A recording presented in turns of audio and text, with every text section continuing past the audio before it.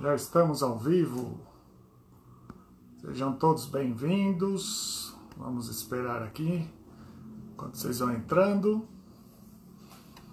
Só colocar, fixar o comentário. Hoje a gente dá continuidade. Pronto. Tudo arrumado. Hoje a gente dá continuidade ao projeto, né, do Evita, de 1983 e 2011, só que hoje a gente conversa com a maestrina Vânia Parrares, que foi a diretora musical e a regente da montagem de 2011. Então vamos esperar vocês entrar, né, para a gente começar, guardar a entrada da Vânia. Aí nesse meio tempo dá uma olhada aqui no nosso som, que a gente põe uma música para cada um que entra. Aí, a Vânia já entrou, então vamos chamá-la. Epa, pus errado. Agora estamos aqui, a Vânia está aqui. E aí a gente já está aguardando o sinal dela entrar. Oi! Oi! Tudo bom, querido? Tudo bom? Tudo jóia? Tá bom o som? Tá ótimo. Massa! E para Legal. você também? Tá perfeito, tá ótimo. Então tá. Ó, essa daqui eu pus em sua homenagem. Oba, lá vem. Yeah.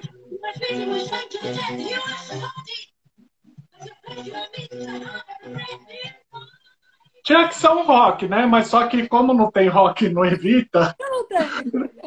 eu tinha pensado ou nessa ou no quando o Tchê tá dizendo que o dinheiro tá saindo, né? Que os dados estão Aham. rolando e o dinheiro tá entrando, no que entra, sai, né? Isso. Aí eu falei, essas duas para mim tem a cara, tem assim o espírito da Vânia. Eu acho que essa daí seria uma música que poderia lembrá-la e homenagear você, né, nessa nossa conversa. Ah, querido, obrigada. Nossa, obrigada por ter me convidado, inclusive. É uma honra estar aqui. Fica só um pouquinho para a sua direita, porque essa iluminação na sua direita para aí, porque a sua luz estava Perfeito. acho que é explodindo que vocês falam, né, o Tá, povo da iluminação. tá. Mas agora já está ótimo. E agora, deixa eu ver, o som Ah, melhorou assim. Fechei a porta. então tá Beleza? bom. Tá Ótimo. joia. Ô, Vânia, eu coloquei também, eu coloquei essa, né? A gente já se conhece, né? Um pouco. A gente já conversou outras vezes, até uma outra matéria que a gente fez. Mas eu coloquei essa daí, do Buenos Aires, né? Por causa do ritmo um pouco mais latino, que remete à parte da Espanha, porque você é de descendência espanhola, né? O Parrares. Só que você veio do interior, né, daqui de São Paulo. O que Gastão Vidigal e Monte Aprazível trouxeram na sua formação como pessoa, como profissional? Primeira coisa, e Gastão Vidigal, aliás, se tiver algum vidigalense assistindo, beijo para o Gastão Vidigal, minha terra natal. Gastão Vidigal é uma cidade muito pequena, né? E quando eu morava lá, quando nasci em Mirassol, que não tinha maternidade em Gastão, continua não tendo, é uma cidade pequena ainda, e a graça da cidade é justamente essa. Normalmente, quando uma criança ela não tem muitos meios, sei lá, brinquedos chiques, brinquedos caros, ela desenvolve a sua criatividade brincando com o quê? Fazendo bichinho de chuchu, espetando palitinho, coisas do tipo. Então, eu tive uma infância muito feliz, porque era uma infância muito próxima da natureza, muito simples. Isso acho que acrescentou muito na minha musicalidade. Minha mãe sempre falava que eu cantava com os passarinhos no quintal. Eu ia lá para o quintal cantar com os passarinhos. Então, a criatividade e toda a convivência com a natureza, com a simplicidade e com a música sertaneja de raiz. Né? Sim. A vivência lá em Gastão Vidigal, a gente ouvia moda de viola no radinho de pilha, né? Então, isso acrescentou muito na minha vivência, na minha musicalidade. E Monte Aprazível foi onde eu fiz conservatório de música de Monte Aprazível, e as minhas mestras maravilhosas de lá que me ensinaram música, que me estimularam a seguir o caminho da música, né? Então é Uhum. essa vivência do Noroeste paulista que eu trago aqui no meu coração sempre. Curioso você ter falado, ter colocado Buenos Aires e Aham. remetido à pegada latina de Buenos Aires. Você sabe que na partitura está grafado, sempre tem assim, né? No começo da música tem a gógica, que é o andamento que a música vai ser feita, né? E Uhum. são termos, antigamente era tudo em italiano, agora tem italiano, em inglês, em português, no caso, tem em todas as línguas, francês, alemão, dependendo de onde a música é composta. E o Buenos Aires está escrito samba. É uma... É o que o inglês acha que é samba. Eu Aquilo não é entendo, né? samba. Aquilo não é um samba. Nunca foi, nunca será. Mas é na cabeça de quem compôs, né, do Andrew Lloyd Webber, aquilo é um samba. E é Aqui um samba no, para argentino, que não tem samba, né? exato, e outra, exato, o que, que tem a ver com a Argentina samba, né? Porque Buenos Aires é a capital do Brasil na cabeça deles, eu não Sim. sei. Que naquela época, por ser 72, né? Então aí pronto. Então a capital é capital. Exato. E curiosamente tem tango no Evita, tem momentos de tango também, que aí sim é a essência, né? Do Sim. portenho, enfim. Mas está escrito samba. Só de raiva a gente fez samba aqui no Brasil mesmo, tá? Quando eu fiz a direção musical, eu falei, como meu Então vale. baterista, meu baterista e meu percussionista, vai lá, desce um sambão aí, né? E ficou ótimo, ficou muito legal. Com certeza, porque é aquela coisa também, né? Que faz parte também da equipe criativa, né? Trazer algumas características do país onde está sendo interpretado para o musical. Agora ficou um pouco escuro o seu rosto. Acho que Ué, você mexeu numa luz. ué, que estranho. Peraí.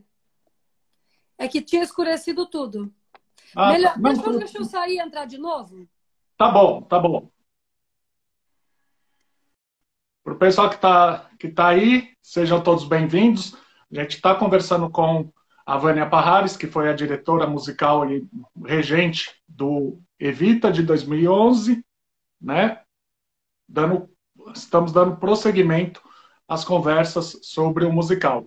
Amanhã a gente fala com a assistente de direção da montagem de 1983, na quinta, com o Fábio Namatame, que é o nosso figurinista de 2011, e terminamos na sexta com a Cláudia, que foi a Evita de 1983, que vai estar conversando conosco. A gente começou com a Evita e a gente termina com a Evita das duas montagens que tivemos aqui no Brasil.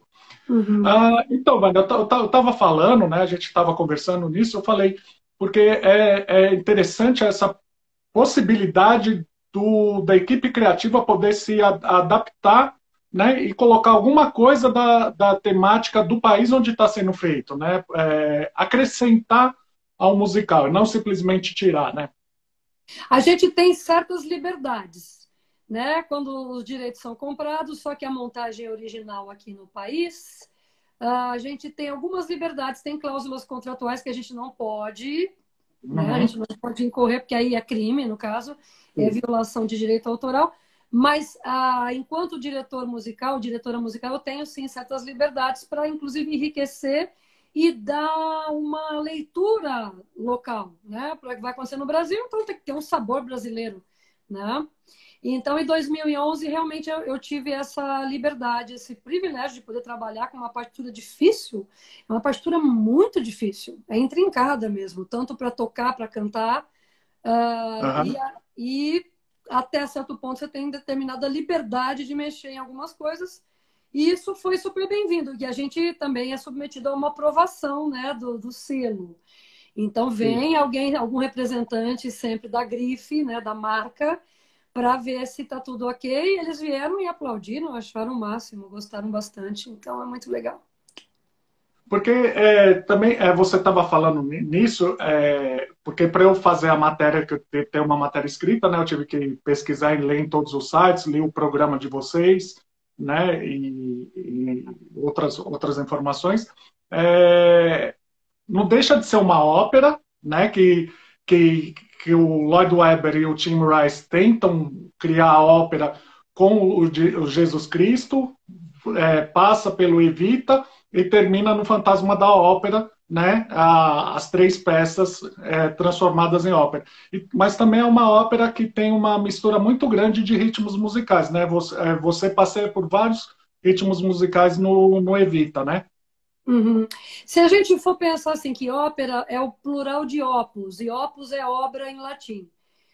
Então, sempre que se fala em ópera, a galera imagina que é aquela estética Bizet, Verdi, Puccini, Canto tudo bem, lírico. mas tem tantos estilos de ópera e continua sendo ópera, né? Uhum. Só que no caso a definição seria como não tem nenhum texto falado, né? O pessoal começou a designar como ópera, mas na verdade é teatro musical, é teatro teatrão mesmo, e ele é Uhum. todo cantado, ele não tem aquele diálogo formal falado.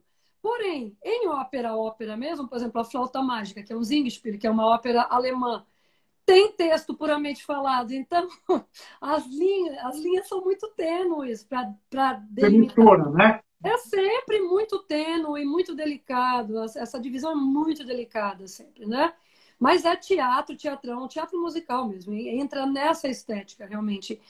Por quê? Por várias questões de texturas musicais, de arranjos, de instrumentação, de orquestração, de contextualização, de perfil de personagem, né? Uhum. A Eva, a atriz que faz Eva Peron, é isso que eu acabei de falar, ela é atriz. Tem que ser uma Sim. atriz e que cante muito bem e que dance razoavelmente bem, né? Porque Ou seja, para esse papel não é tão necessário que ela dance, né? O corpo não, de baile, o corpo do isso. coro vai fazer esse papel da dança. Mas ela tem que se mover de maneira condizente. Ela tem que ter Uhum. uma expertise básica de dança, assim, né? Em ópera, isso não é a coisa mais importante, entende? Sim. Então, já começou aí, o perfil do artista já mudou. E eu sempre digo que eu acho que a principal diferença é o perfil do artista, né? Isso não exclui a possibilidade de uma cantora de ópera ter que dançar também, depende do papel.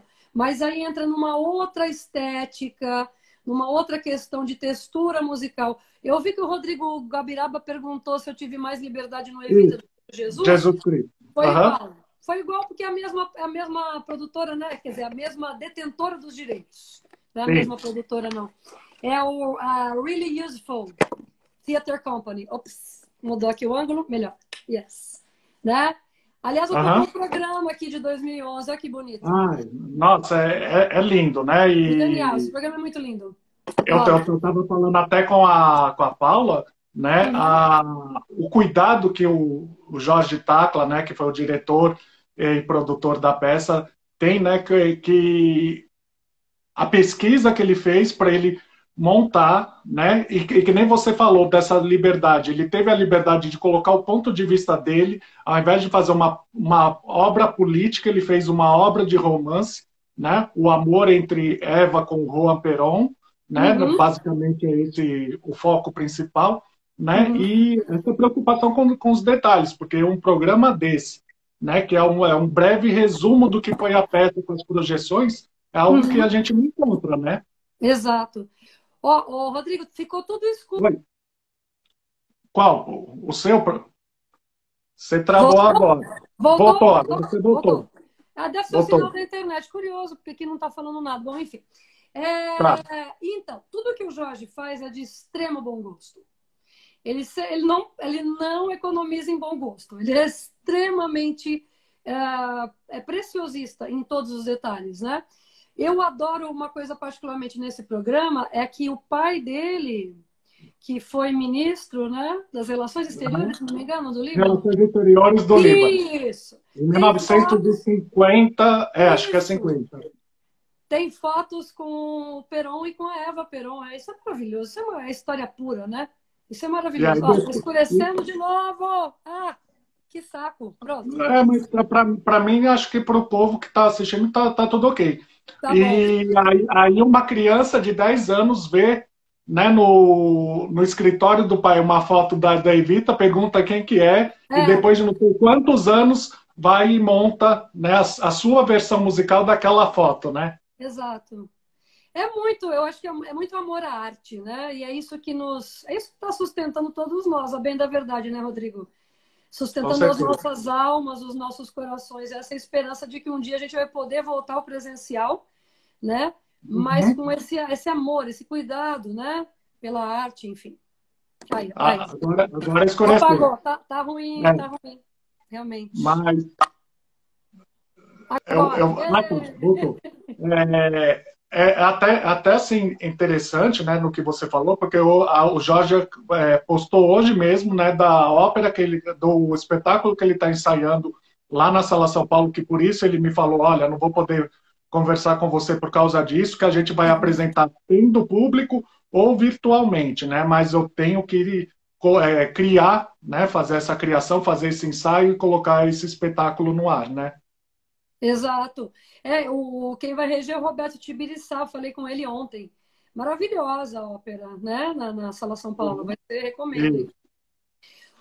Ô, Vânia, Pois não. o Pedro Navarro, Sim. nosso querido ator do teatro musical também, maravilhoso, perguntou: os gringos cobram muito o som gritado na máscara no português? Como eles encaram o nosso som comparado com o deles? Olha, é o seguinte, Pedro, na verdade, quando chega a equipe, nesse caso, não foi participação direta, né? Eles apenas ouviram os três protagonistas. Essa detentora de direitos, eles apenas exigem ouvir em gravação, né? A gente gravou o vídeo e mandou, a produtora, no caso, né? Dos três protagonistas. Foi a mesma coisa no Jesus Cristo e do Evita, para submeter a aprovação deles. Com relação à sonoridade, depois aprovados os currículos, sim, porque a gente indiretamente faz audição também. Eles querem Lógico. saber quem que vai ser a diretora musical, quem que vai ser a regente, etc e tal. Depois que aprovam, eles entregam para a gente, né? Quando não é esse modelo, quando é outro tipo de modelo, por exemplo, na Time for Fun, a galera vinha, montava, a gente remodelava também. Não é uma franquia, não é que fica uma cópia, tá? Uhum. Ctrl-V, Ctrl-C, não existe. Ctrl-C, Ctrl-V, não existe isso, tá? Isso, Ctrl-C, Ctrl-V. A gente faz de novo, a gente faz do zero, tá bom? Uhum. Porém, é mais fácil eu responder a sua pergunta, falar da perspectiva sonora desse gringo, desse supervisor musical que veio para montar, por exemplo, o Rei Leão. Por exemplo, tá? O Rei Leão. A impressão dele é aquilo que a gente já sabe. A língua portuguesa do Brasil, o português do Brasil, ela é muito mais recuada, ela é muito mais gutural, ela é velada, a ressonância predomina daqui para baixo, né? A gente quase não usa máscara para cantar, o que os ingleses, americanos fazem padedel, ou seja, você já sabe disso, a gente sente na carne como é mais difícil cantar em português do Brasil, por essa questão sonora, de impostação mesmo, né, de ressonância. O que eles falam sempre, assim, o gringo, por exemplo, ele falou assim, mas por que não dá para ser Curaçao? Curaçao? Curaçao não existe no Brasil, existe Curaçao. Curaçao é um licor azul, né? E é um lugar também, em algum Isso, lugar, lá no uma Caribe, ilha. né? Isso, é uma ilha no Caribe. Exato. Agora, coração. Esse som a gente só tem no Brasil por conta dos índios, influência dos índios, dos indígenas, né? E faz parte da língua e a gente tem que se adaptar. Então, é coração, né? Se não Algo dá, mais nasal, é isso? é o nasal, esse som nasal típico do brasileiro, tá? Que é a Uhum. herança dos índios. Alguns falam subnasal, eu chamo de nasal mesmo. É que a gente fecha e a gente coloca atrás do nariz, só que a gente fecha a máscara totalmente, tá? Uhum. Então, o que que... exatamente. Uhum. Certo. E daí o que que acontece? Isso dificulta muito para abrir a máscara. E o que eu preciso, justamente para cantar os agudos plenos, é uma máscara aberta com esse som metálico, tá? E que ele colocou entre aspas gritado, né? O Pedro Navarro. E que realmente, por que o belting, né, é super possível em inglês? Porque é próprio para aquela língua, certo? Beltar em português depende do som. Então, muitas vezes eu preciso de um bom versionista, graças a Deus temos, né, no Brasil, yes? E que aí a gente trabalha junto, do tipo, não está encaixando essa sonoridade nessa nota, nesse lugar. Podemos mudar a palavra para ver se melhora? e beleza, e a gente trabalha junto. Outra coisa que os gringos falam é... Mas eles não exigem, não. Depois que cai a ficha, a gente admite e assume que a nossa língua é desse jeito, eles aceitam. Porém, eles têm uma coisa pertinente. Eles sempre reclamam que o brasileiro articula pouco.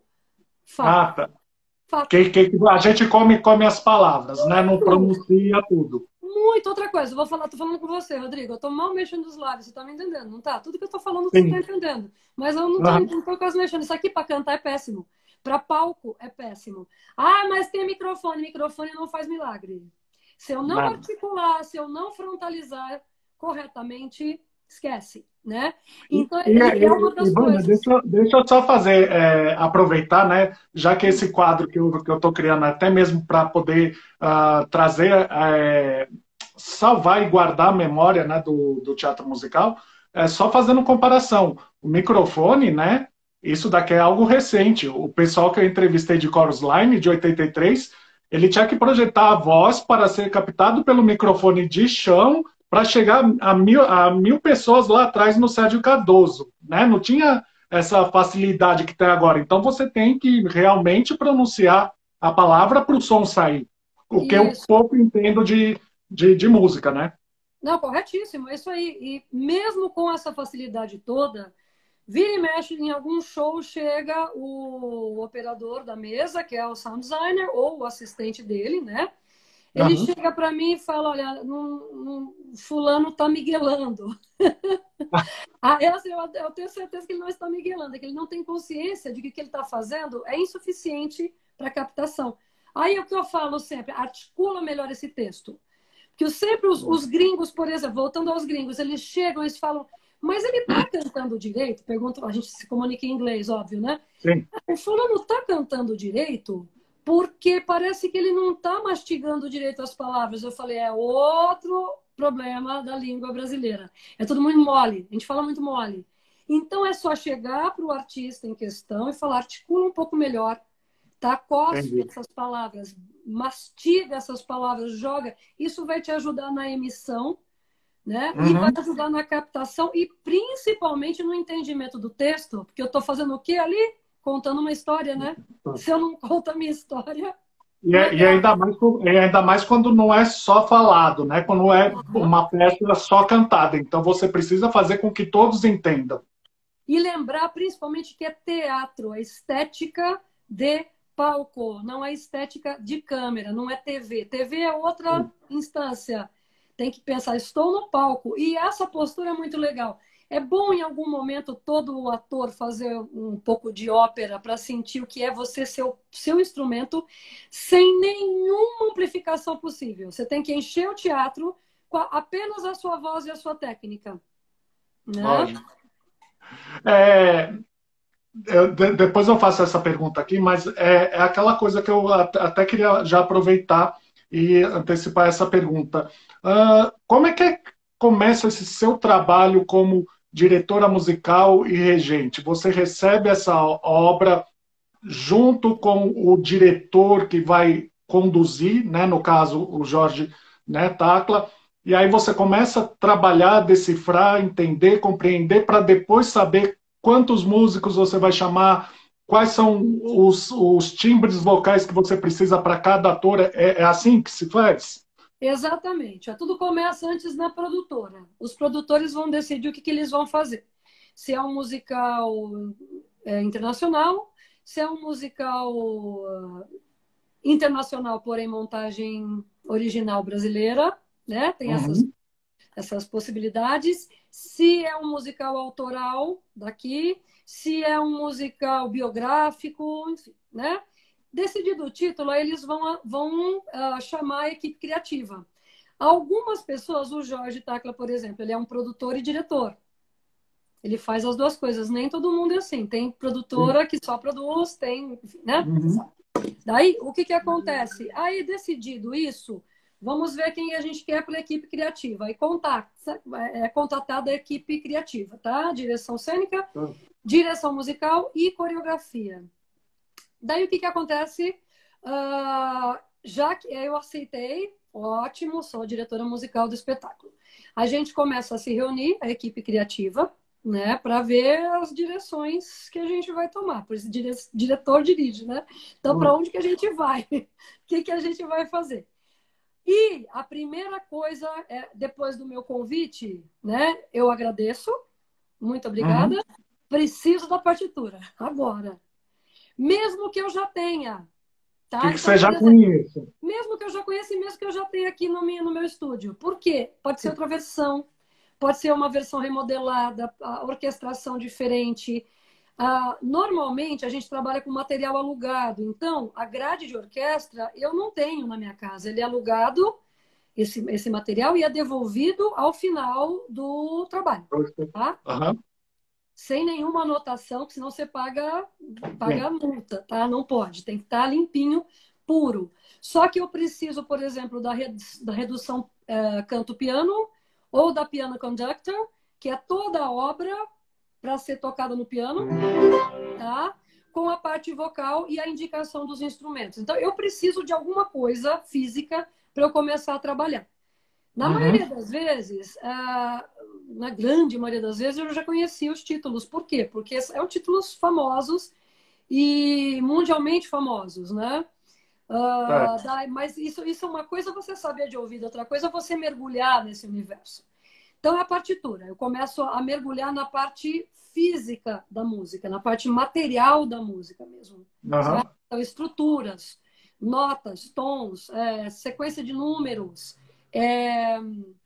para entender, para ir me apropriando desse conteúdo.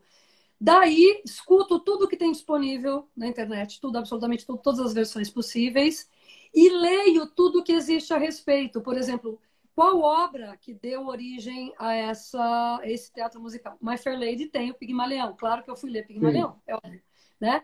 E por aí vai, certo? Então eu vou mergulhando nesse universo. Estuda incansavelmente. Enquanto isso, a gente está se reunindo. Deixa eu só colocar Desculpa, só colocar uma parte, porque o trabalho de vocês não é simplesmente fazer uma repetição, mas você tem que entender o conjunto completo da obra, né, que eu consegui fazer na pesquisa.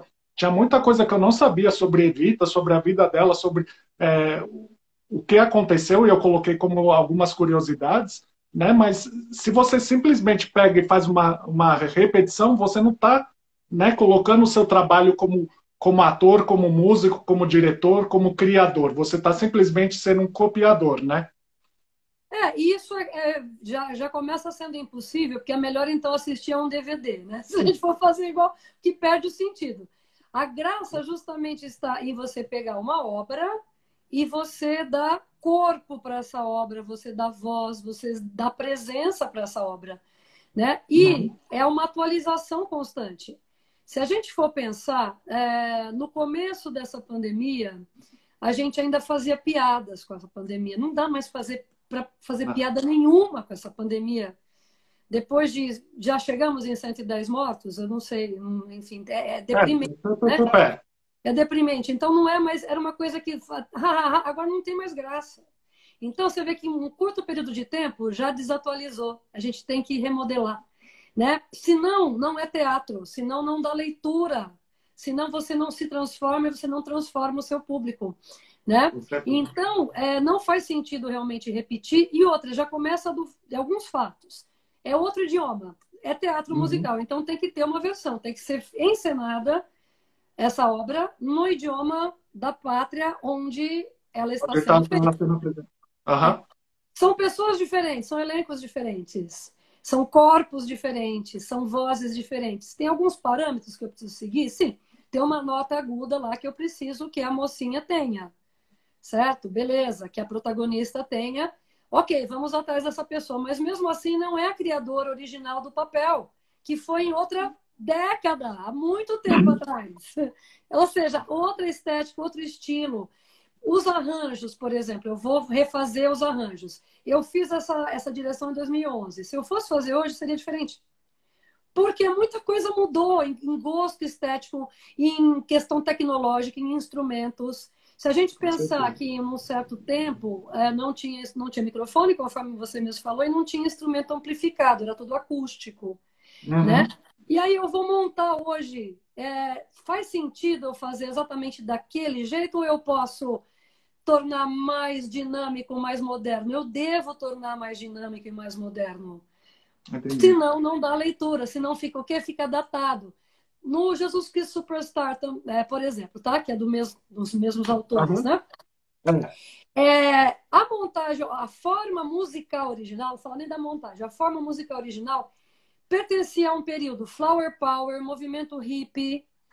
Então tinha. Confundo até uns sons estranhos, né? Para a época de agora. Então, por que é estranho? Porque é datado, fica Sim. demodé. Tem um solo de saxofone que eu falo, gente, pra que isso é muito datado? Fica, não tá bom isso não, tá? Não é proibido, mas assim, tem que ter a Sim. pertinência e o bom gosto e o bom senso de colocar no lugar certo, né? Sim. Outra coisa, folk, era o movimento folk, a Madalena, dessa Uhum. primeira versão, era uma cantora folk, era totalmente flower power, totalmente ripondo, total, que tem muito a ver com o sentido original, né? Se a gente pegar os evangelhos apócrifos da missão do Cristo original. Eles eram hippies. Uhum. E o movimento É. hippie foi inspirado naquele Sim. Jesus, né? Sim. Só que tecnologicamente, sonoramente, eu falo nem de tecnologia, eu falo de som. Percepção sonora é uma coisa que os meus alunos falam, nossa, que música antiga. É a música da década de 70. Né? Olha, para mim, música antiga é música medieval. Não é verdade?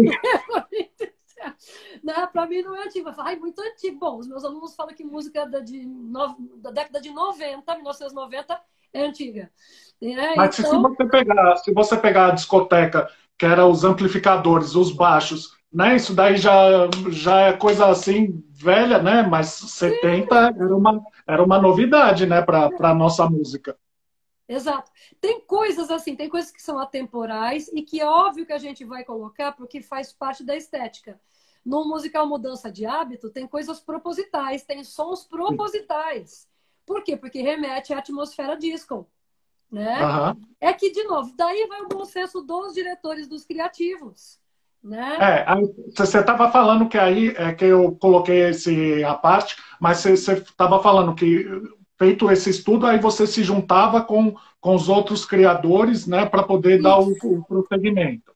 Pelo seguinte, porque a gente precisa de aí determinar quais perfis a gente precisa. Não adianta nada a pessoa cantar lindamente se ela não tem o rosto, a aparência perfeita para aquele papel, a aparência de uma idade, tá? É a aparência daquela idade daquele personagem, é o physique de rôle, que é muito importante. Não Uhum. adianta nada ela dançar lindamente se ela não afina uma nota. Não adianta ela ser a melhor atriz do mundo se ela não sabe a diferença da direita para a esquerda, você está entendendo? Então, Sim, lógico. é muito difícil. Então, assim, os criativos, muitas vezes a gente briga no bom sentido pelo show. A gente briga por Aham. algumas pessoas. Tipo, essa pessoa ela vai acrescentar o show. Ou a outra, não chama porque eu conheço, não vai dar certo. Não funciona, né? E a Não gente é tão erra, viu, fácil, né, Rodrigo? fazer um processo de seleção, porque você tem tanta coisa para você verificar, né, e Uhum. no final das contas você vê se todos os selecionados também combinam entre si, né? Então, exatamente. Daí o que acontece? A gente determina os perfis para liberar os editais para as audições. Uhum. Certo? Então, assim, eu preciso disso, disso, disso. Libera os perfis e para os músicos a mesma coisa, tá? Liberando os perfis, aí vem o quê? As inscrições para as audições, né? Aí, durante as audições é que você vai ver isso que você acabou de falar, tá? Além de cumprir aquela função, tem que cumprir a função dentro do todo. É Em muito conjunto. difícil escolher um elenco. Então, eu vejo muita gente sem conhecimento de causa, sem propriedade, atacando determinadas escolhas. Procura saber antes, né? Com Porque a certeza. gente erra. Sim, a gente é humano, a gente erra. Mas vou te falar, a gente erra pouco, viu? Eu já dei umas erradas de escolha, assumo, tá? Mas assim, muitas vezes eu até apontei, falei, não chama essa pessoa porque ela não é, ela é ótima, mas não para isso. Entende? Que não é uma questão pessoal. Eu sempre Lógico. falo nos meus cursos de teatro musical, o que dói aqui, Rodrigo, é que tem muito pouca oferta de trabalho. tem pouquíssimas ofertas de trabalho nessa seara. Agora eu não vou nem falar na pandemia. Assim, Nada. o futuro próximo vai ser também um pouco Isso, meio confuso exato. ainda.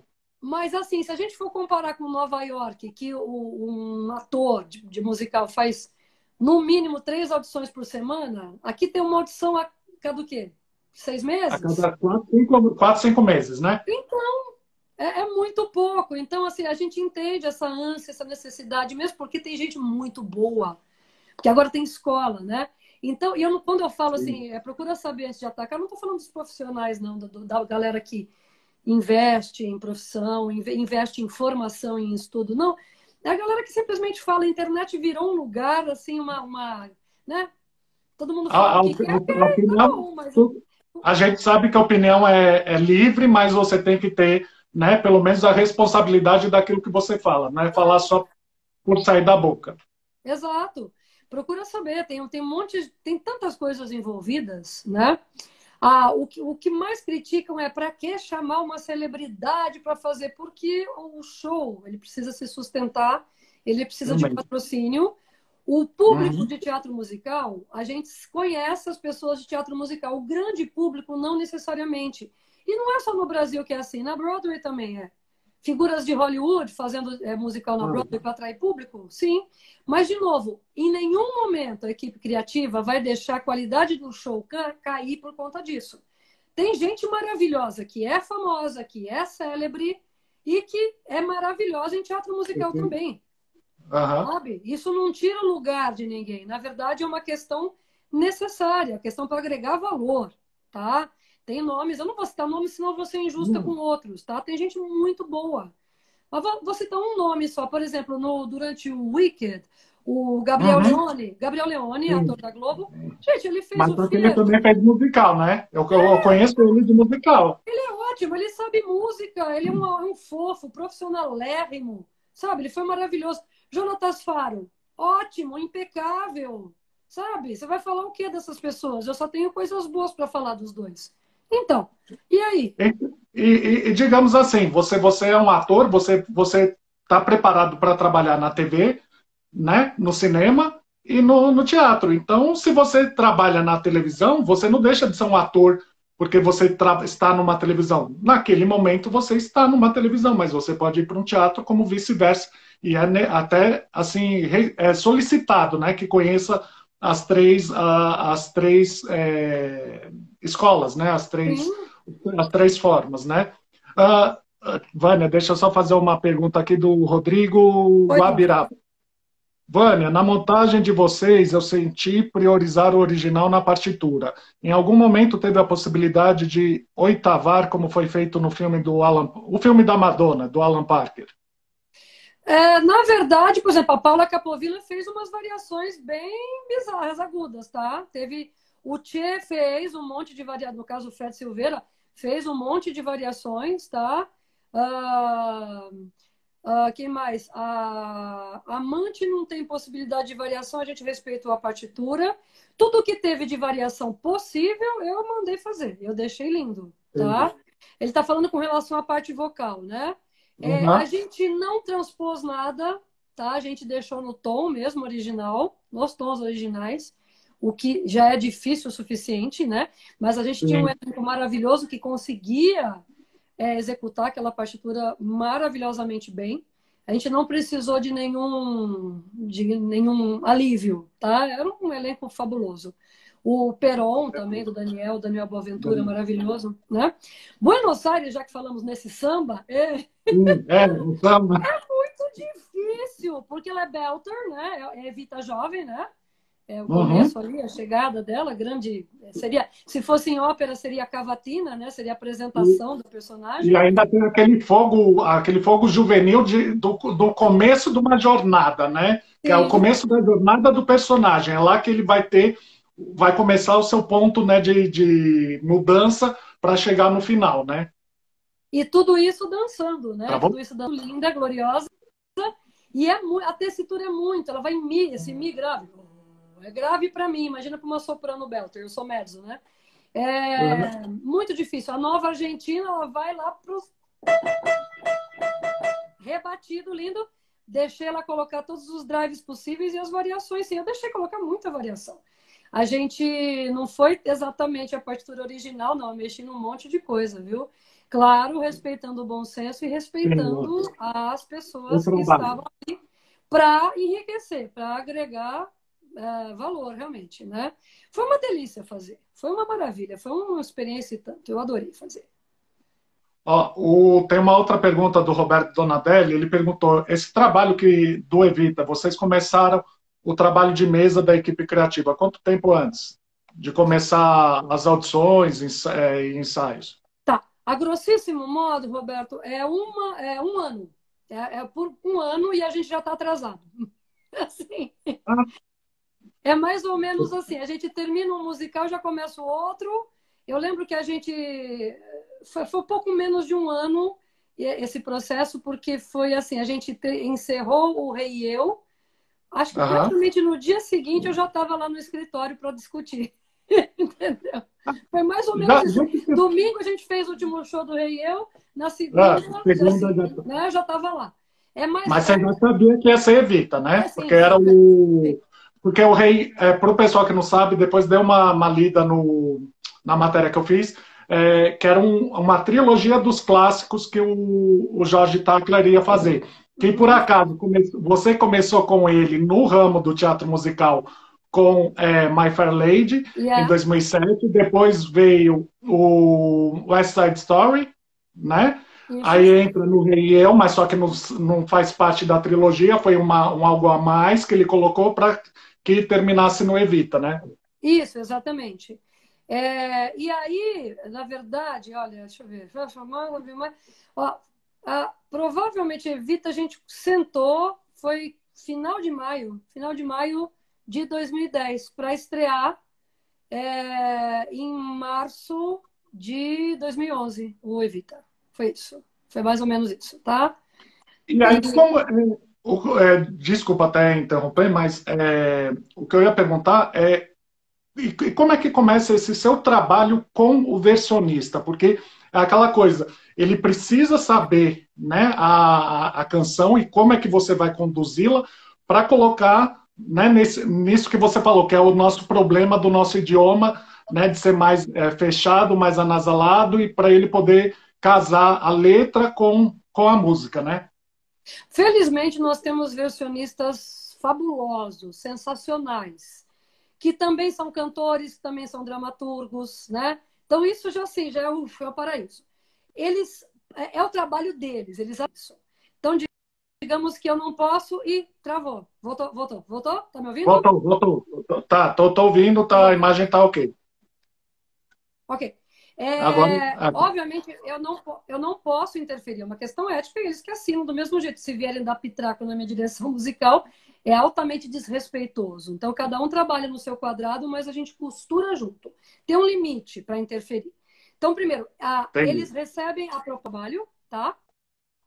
E aí eles começam o trabalho, tá? Seja em dupla, seja individual, eles começam a fazer a versão, né?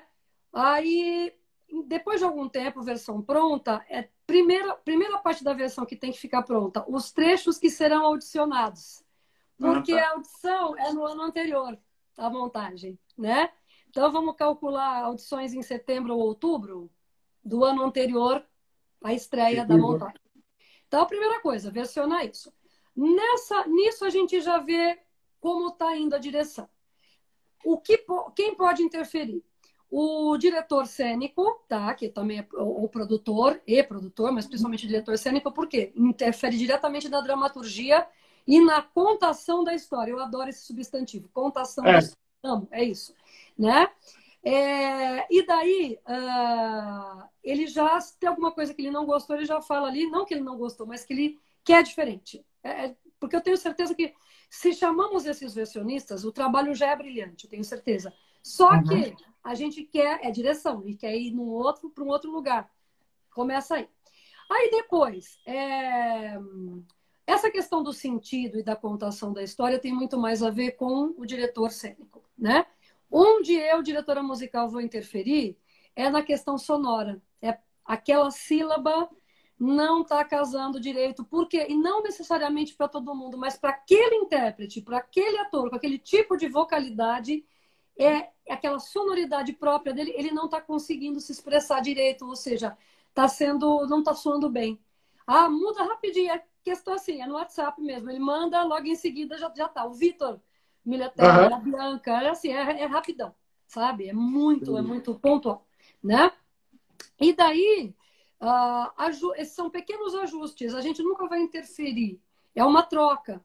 Da mesma maneira, se eles precisam de alguma coisa minha, por exemplo, muitas vezes colocam uma palavra com mais sílabas do que tenho notas musicais. Tudo bem.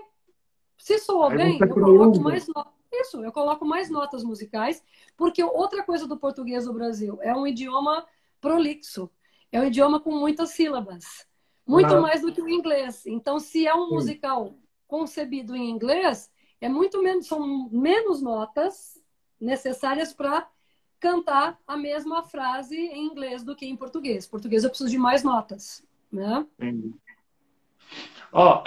O Igor Valentini, do Mundo dos Musicais, pergunta: tem musical que não permite essas variações? É um musical ou é a forma que vocês compraram os direitos? Olha, essas variações que eu citei, de novo, herança de ópera, né? Herança da ópera antiga, né? São os opúres. Com bom senso, tem limite. Digamos assim, uma coisa assim, Elphaba no final do Defying Gravity. Ela não pode fazer um melisma quilométrico com 500 notas. Isso é uma cláusula contratual. Ah, mas fica bonito. Eu também acho, mas ele não pode. Por quê? Porque tem que ser que é o cry war. É o grito de guerra dela. Certo? E aí, mas tem intérprete que faz então, mas não pode. Certo? Então, é só uma coisa curiosa. Assim, eu sempre aviso, fulano não pode fazer assim. Né? Por quê? De novo, isso é uma das coisas que eles batiam o martelo, que tem que ser desse jeito. Mas mesmo gravação pirata de Broadway, você vê que tem. Certo? Então, o permitiu, não, entra nessa seara. Ó. Pode.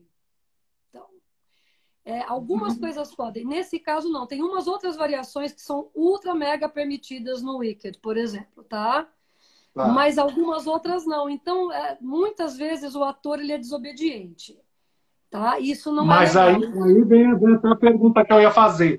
Aí chega a hora que você precisa dar suas notas junto com o diretor. Você está regendo, né, simultaneamente que a peça está acontecendo. Como é que você faz essas anotações? Você faz a anotação mental, já que você não pode parar para escrever?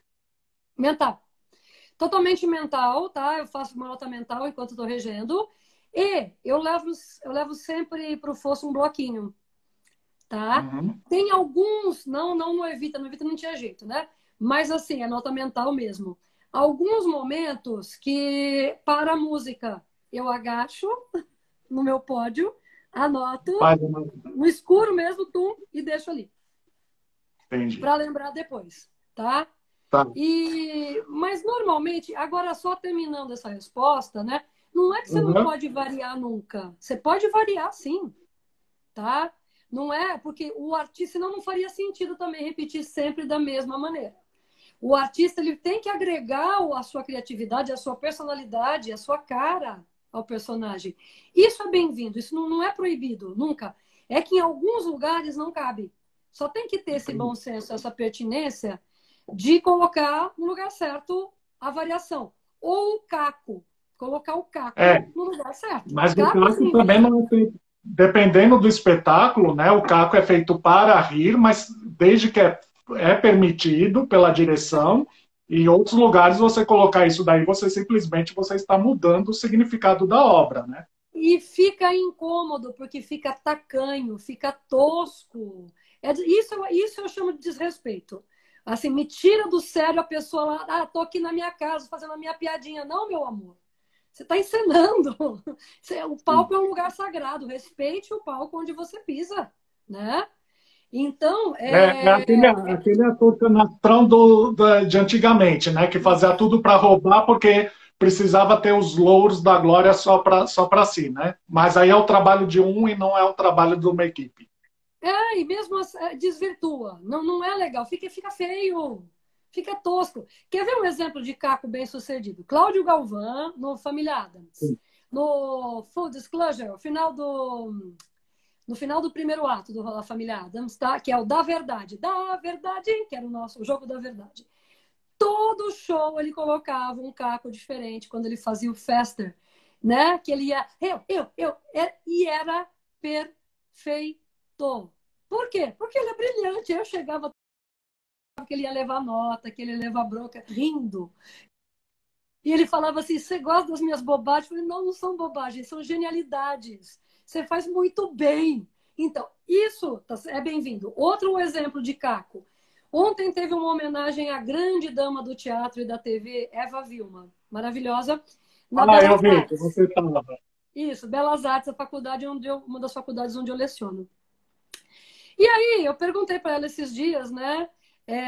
Eva, como é que você muda o texto, né? Você muda o roteiro, né? Na novela, na Fina Estampa, que está sendo reapresentada, né? E Uhum. ela assim, mudo, isso chama caco, Vânia. Achei tão engraçado.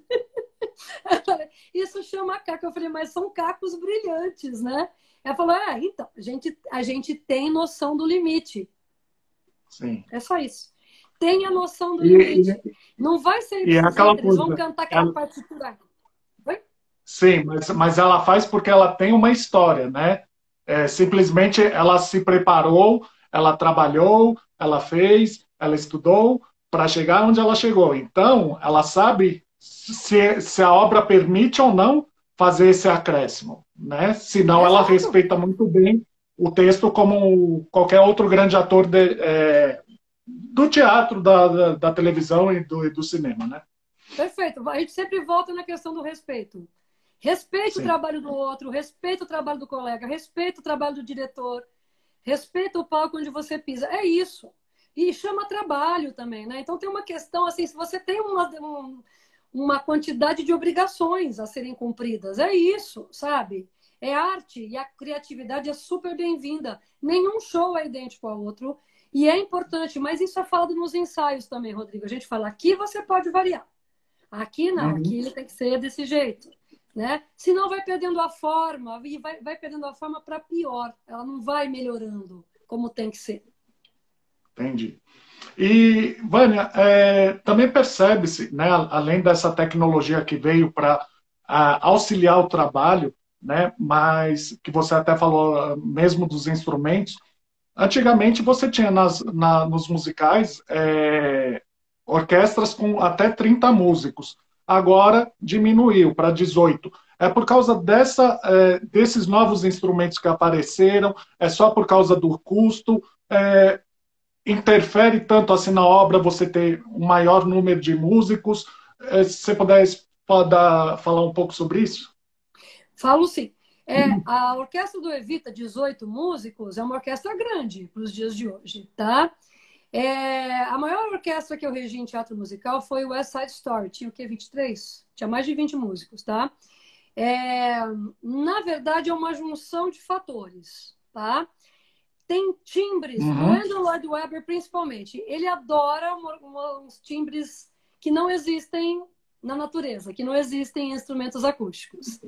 Então, tem o timbre no Requiem, por exemplo, que é o número de abertura, né, do musical, Uhum. tem uns timbres bizarros com os nomes Ravs, tá? Os nomes assim, que é sintetizador, é sampler, é timbre misturado, é cruzado. Então, é teclado, teclado barra computador, ou seja, não é um teclado com som de piano, é um teclado que tenha a Foi possibilidade da gente adaptado. executar softwares pesados, inclusive, tá? Curiosamente, ele adora teclados da marca Kurzweil, tá? É Ah, sempre uma exigência, inclusive, deles, porque é uhum. compatível com os softwares, tá? Daí, tem que ter teclado por conta dessa orquestração desses sons diferenciados, certo? Então, de novo, modernidade. Diminui o custo? Sim, mas digamos que tem instrumentos que são insubstituíveis. Então, timbre de oboé, por exemplo, que é um instrumento de madeira de palheta dupla, tá? É insubstituível. Teclado nenhum consegue imitar aquilo. Mesmo porque tem a questão do sopro, da articulação, que Com a é respiração, muito né? humano. É muito humano. O dedo não vai fazer igual. Mesmo que tivesse um timbre de oboé aqui. Não, é outro touché, tá? Alguns Entendi. timbres ficam perfeitos em teclado. Então, tem a questão do custo? Tem, porque a folha de pagamento total de uma superprodução de teatro musical, que tem que durar meses ou anos, é absurdamente alta. Então, uma folha, tá? Muito dinheiro realmente envolvido, né? Em Nova York, pelo menos foi o que me disseram, eu nunca trabalhei em Nova York, vou falar o que as pessoas de Nova York com as quais eu trabalhei dizem. Que lá o sindicato não permite que, por exemplo, se coloque uma orquestra de cordas num teclado, por exemplo. Fica jóia, viu? Dá para enganar bem. Fica uma orquestra, não um violino solo. A orquestra Uhum. dá, o violino solo não. Porque também tem a questão né, do todo o arco, o touché, o dedilhado, enfim, a articulação. É, mas lá em Nova York, o sindicato não permite que isso aconteça. Saiu de Nova York já é possível. Então, Ah, tem uma entendi. questão trabalhista também. Tem, de novo, Rodrigo, tem limites. Tem um mínimo de condições que a gente precisa para que o show fique lindo. Eu adoraria ter uma harpa acústica de verdade, linda, sendo tocada no fosso. Não cabe, Rodrigo. Sabe por quê? Por Porque conta também tem que da se adaptar também fiação. ao teatro, né? Mas O não é só fosso, você querer. o tamanho do fosso, o tamanho. Além dos instrumentos no fosso, eu preciso do quê?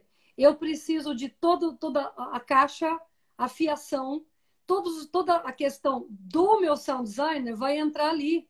Os retornos todos ali. É muito fio para todo lado. É a microfonação para ver como que vai reverberar na casa. Tem muitas questões desse quadrado do design sonoro que vai tirar muito espaço útil para mim do fosso, tá? Entendi. Então, já não cabe uma harpa ali.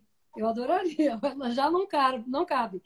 Tem poucos arpistas disponíveis no mercado, porque os que existem estão contratados nas orquestras, certo? Uhum. E é um sacerdócio. Quando você está tocando teatro musical, é só teatro musical. Não pode ficar essa coisa, mas você não dá dispensa, então o mínimo possível, você tem que se comprometer com o show, é o teu show, senão muda muito. E harpa cabe bem num teclado, dá para fazer bem num teclado. E no teatro musical, harpa é muito mais para efeitos do que para protagonista sonoro, entendeu? Então dá sim para eu colocar num teclado. Isso é só para situar, mas olha o trabalho que dá para a diretora musical. Quando ela abre a partitura e está lá, harpa. O que eu vou fazer com isso? Espera que meu assistente quer sair, o Tony. Sai, Tony. Estava quietinho até agora, Tony. Pronto. E aí, você está entendendo que aí entra a direção musical? Entendi. O que eu vou colocar, o que eu posso colocar, o que eu posso programar e o que não. Mas Né? volta aquilo. É uma conversa entre você com o diretor, com o produtor, com o diretor cênico, para que, em conjunto, encontrem o melhor resultado para o espetáculo. Exato. Vânia, desculpa interromper, mas a gente vai, acho que, acabar em 1 minuto. Ok. Como é que está seu tempo? A gente pode ficar mais meia hora? Pode, tranquilo. Então tá bom. Pessoal, eu vou só encerrar essa gravação agora, eu tenho que salvar, fazer a postagem, senão eu perco, e em menos de 5 minutos a gente já está de volta com a Vânia Parrares para a gente continuar. Tem ainda 2 perguntas que colocaram aqui e ainda tem mais umas outras séries de perguntas que eu tenho para fazer sobre o espetáculo Evita. Então, Vânia, daqui a pouquinho eu já tô chamando você, tá bom? Tá bom. Beleza. Pessoal, voltem, chamem seus colegas, compartilhem e a gente já volta daqui em menos de 5 minutos.